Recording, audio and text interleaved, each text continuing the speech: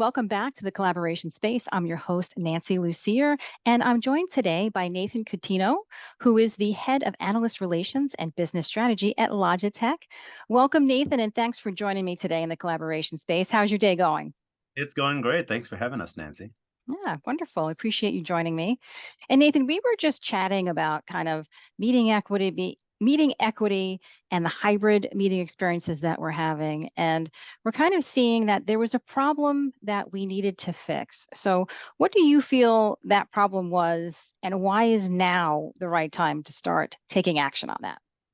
So, great question. I think this has come up so many times just over the last couple months, but I'll walk you through it because I think it's an important one. This is not a new problem, right? I think we've had issues with conference rooms not being able to frame people, not being able to actually hear people properly for quite a while. But before the pandemic, most people went to an office. Yes, video conferencing was everywhere, but not everyone actually used it. There were some people that used it a lot, and some people would just like frown upon it. Like for example, if I'd say, "Hey, you know what? I'm gonna just take that call from my home office on Friday," that wasn't really respected necessarily, right? It's like, "Oh, Nathan's probably in the pool or something and hanging out and not really working." And we And it all have definitely wasn't the norm, right? It wasn't the norm. wasn't the norm. It wasn't the norm. But imagine that. So let's play that out, right? So say I was the only person at home dialing to that Friday meeting, and there were 18 people in the meeting. They could see me, but I could barely see them for a couple of reasons. Number one, most of these rooms are these bowling alley style rooms, really long. You can see some of the people up front, but you can't really see everyone in the room. You can't really see all the body language well. You don't know what's really happening. You don't even feel like you're there. And there were things like smart framing. Smart framing's been around for quite a while, right? Probably at least 20 years now.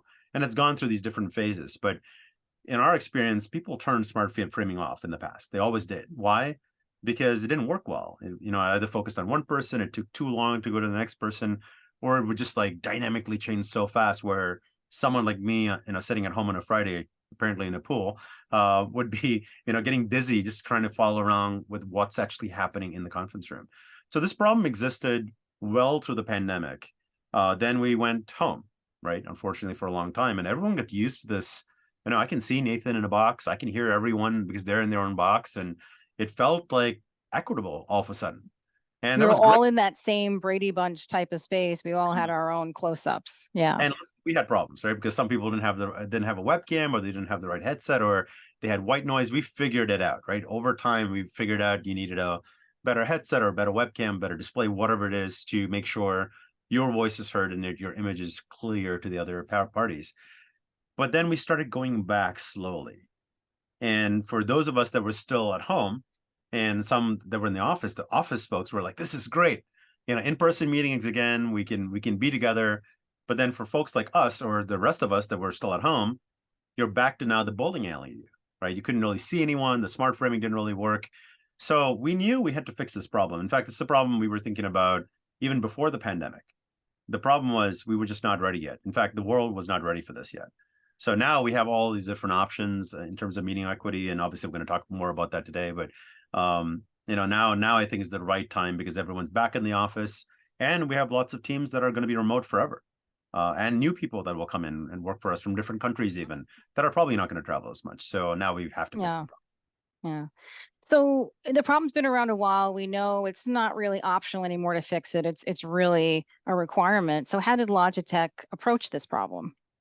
So we thought about how do you bring people closer into the meetings, and this literally started about 5 years ago. And we said, okay, we've got to put a camera somewhere else because the front facing camera can only work so great because it's in one position.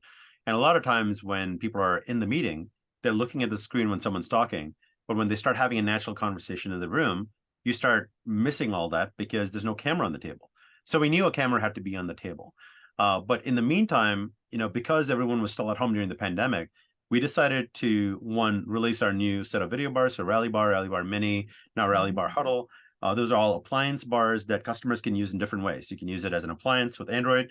You can use it as a USB appliance, or you could use it in BYOD mode. So we give end users whatever method they want to use for the video bar, they can use it. But we started working on smart framing within the bar itself. So, for example, We released Speaker View a year and a half ago. Last year we released Grid View. And what that really does is it takes the 4 most active speakers in the room, puts them into a square, and sends that to the far side.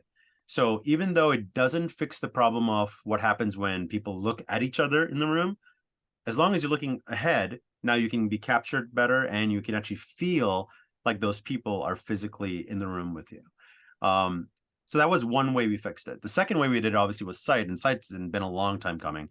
We announced it, a year ago, finally released it a couple months ago.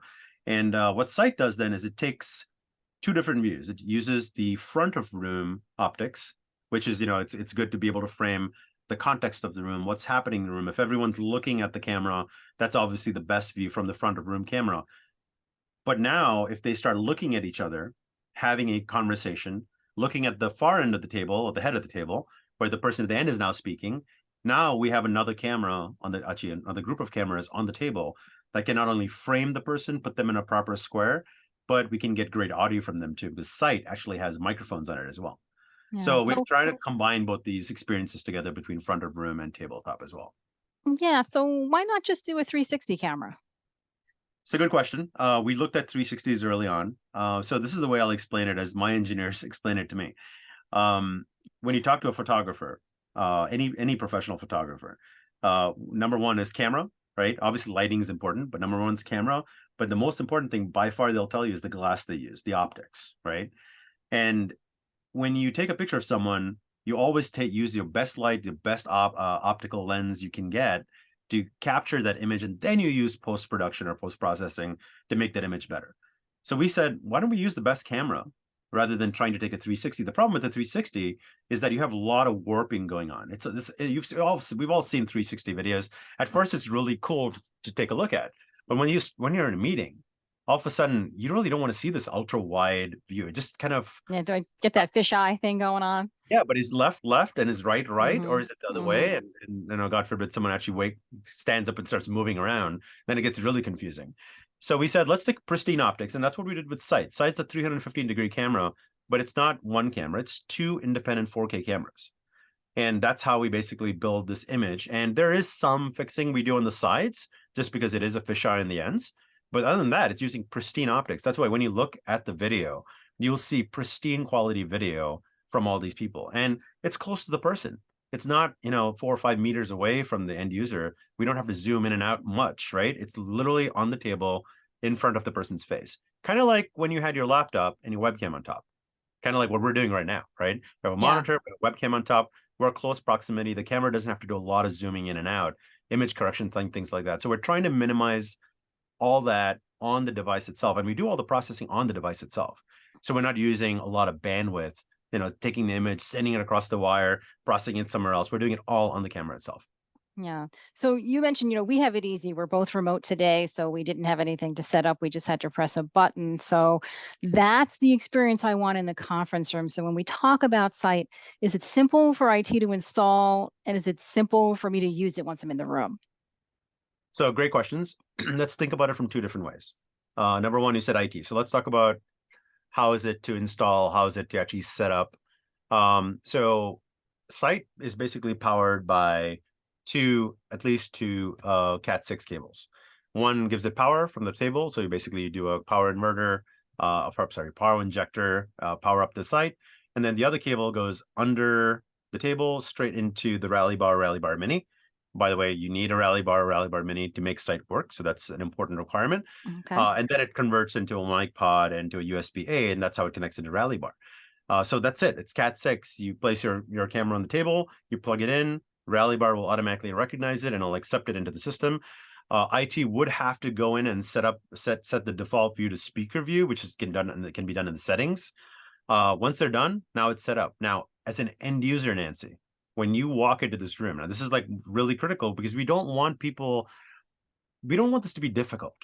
We want it to be super simple, right? So come in, you click join like you would any other meeting, and you're in the meeting. You don't have to look at the camera. You don't have to look at anything. You don't have to touch anything. And that's what we've built. So it automatically will frame people. It'll automatically send the best view to the far side. And that's what we built with Sight. And that's why it's so simple to use. Now you can obviously at some point, not yet, but we are going to enable a second sight. So for longer tables, have two different sights on the table. They will be daisy chained, so the cabling again is really super simple. But again, it's simple to install. You add one more cable or two more cables, you add the second sight in. And even if the end user has an ultra long table and for some reason wants extra mic pods, we will even in the same daisy chain, we can allow two mic pods. So mic pod A, mic pod B, Sight A, Sight B, all running off one Cat6 cable under the table to the Rally Bar. So we've really simplified the installation so any IT team can be able to put this in very easily. And Yeah. to your last question, the user doesn't have to do anything different. They walk into the meeting, they hit the join button, and boom, they're in their meeting just like that. And that's what people want to hear and what they want to experience. They don't want to have to think about, hey, is the camera going to pick me up? Do I have to think about anything? No, I just want to press a button and start this meeting. Hybrid has to be easy, otherwise people won't use it. Yeah. Yeah. Really. So what has been some of the customer feedback that you've gotten so far on Sight? So we've been in, let's see, Sight's available today. It's been available for about a month and a half now. Prior to that, we had what we call CAT feedback. So these are customers in our early betas that we built with the customers. Customers give us feedback. We fix any issues, stuff like that. One customer said, "Hey, listen, it's a great product, but now I can't have no one wants to use any of the other rooms. They only want to use." And for us, of course, that's a great problem to have. But they're like, it's not realistic. Like we didn't build it for every single room. So that was really good feedback starting off. And I'll tell you, I've been to 6 or 7 events all over the world right now. Just came back from GITEX in Dubai as well as Infocom in India, and everyone's like, "Oh yeah, Sight. Oh yeah, it looks like a 360, but it's a 315. We get it. It's a tabletop camera." But until they see it, not physically see it, until they see the actual experience of what people look like and how you interact with them, it just blows their mind. And all of a sudden, like this is something that's now game changing that we need to have in our conference room. And we even did this to our board a couple months ago where we didn't tell anyone we were going to use Sight, but some of our board members were in a room with Sight. And of course, they noticed the camera, but they didn't really think about it. And then they logged into the meeting and they were in shock how good it was and how interactive it was. And some of the things, it's not just the clarity and the audio. I mean, those are all obviously great things to have, but it's the way we bring people into the meeting and out of the meeting. So if you go into a room with Sight and only one person is talking, we're only going to frame that one person.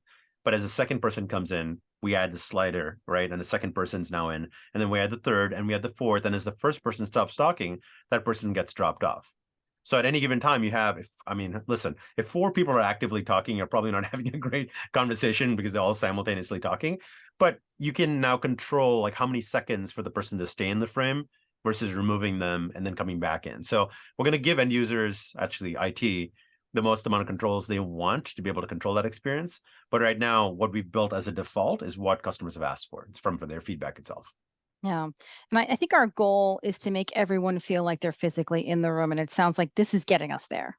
It's getting us there. It's never going to be exactly like being, like you're pinching each other or throwing a football or something like that. It's never going to be like that. But this really elevates the game. And there's also an argument that says that some meetings are probably more productive remote than actually in person. So I'm not saying you should do one or the other. We need a hybrid version of this. We need a mix of both. And that's what people are doing today. And this is what they're looking for. Yeah. But you did mention that Sight is not for every room. So what's the best case scenario? What room size are we looking at that this will work, the optimal experience for Sight?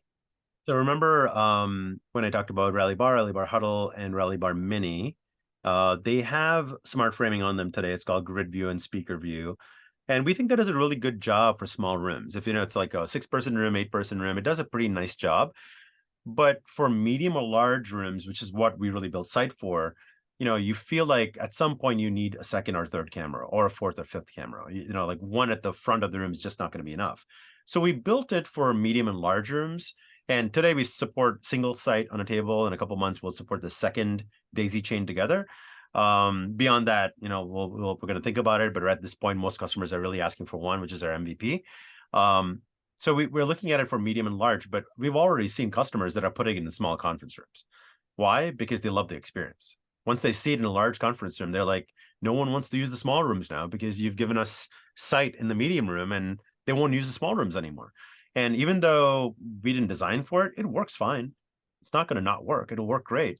But you still remember, you still need the front of room camera. So you still need at least Rally Bar Mini plus a sight in the room. And now you have a equitable experience in every room that's out there. Again, we designed it for medium and large, but it's not stopping customers how they want to. And although our meetings are hybrid, there's more and more of us going back to the office at least a couple days a week. I'm in the office 3 days a week. So now that we're going back to the office, we know we need to focus on meeting equity, but what else is on everyone's mind these days that you're hearing about?